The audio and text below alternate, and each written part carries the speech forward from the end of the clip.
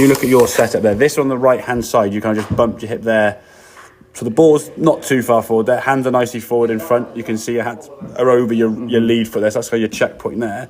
Then when you sort of just bump your hips there, that hasn't actually made your hips look awkward or weird, is it? No. They've actually squared them up. Yeah. So it puts you in a position here now where you're able to rotate, and this hip has got to sort of stay or feel like it's going towards target. So when you get to the top of the backswing, your left hip on that red line now doesn't move off it so far, So now all you got to do is just go, you're there.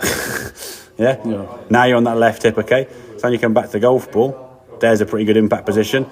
And now you can rotate through, and you're not trying to grab on your toes to try and stay in balance. And see what I was talking about last week also, how my hands were like high. Yeah. They're naturally coming more. Of course I come around the ball. Because now your path is working more naturally. Whereas this one, I think this is actually your setup just about to hit the golf ball. I mean, for me, this arm looks over there, this hip looks tucked in. It just looks a little bit on that left hand, almost like you're there, isn't it? Yeah. Well, now where's it going to want to go?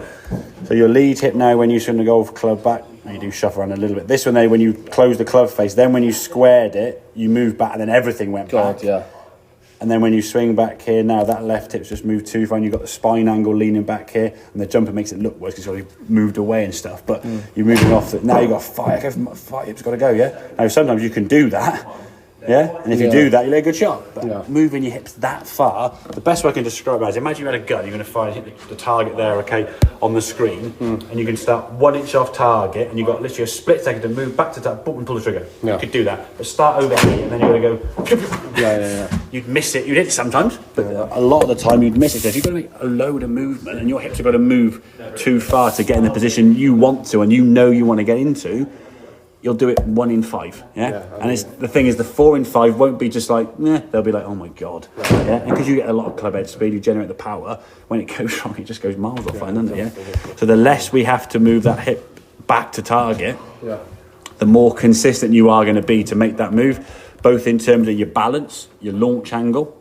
your path. The club face itself, the stability of that club face to impact. Okay, so you've now got the club face square, and again, we didn't want to do this last session because your ball doing this, Jack, and curving left to right. If I got your left hip moving this way towards target, you just start further right and just go further right. You're like, well, I ain't doing that anymore. No. So now we've got the club face stronger. You made that a change instantaneously, really.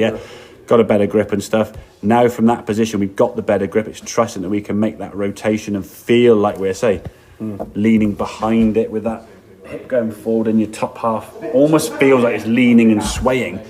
In reality, it's not. It's just your left hip is staying a bit more where it starts.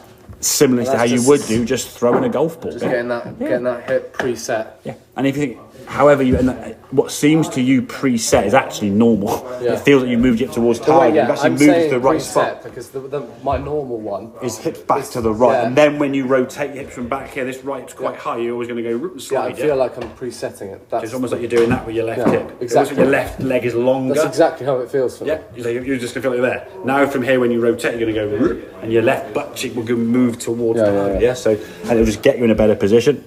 Come back to the golf ball and go. Okay. Mate, have some morning, buddy, all right? Yeah.